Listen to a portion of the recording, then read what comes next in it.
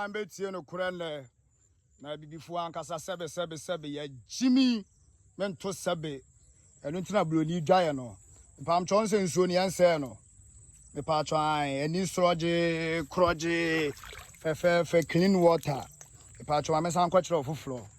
ye ka bibini ubenya de wa Jimmy a obehu se asem na wo kana enyansa asem ba wo sa bedi watem bro ya hwe ya ye be blow nchirima ne ye be blow mo de ye kan na mo de mo ke cancer mo no nchirima ne ye be blow bro nsuo no on ani fe pa twan wutimi sabi kura ye dey enum nyina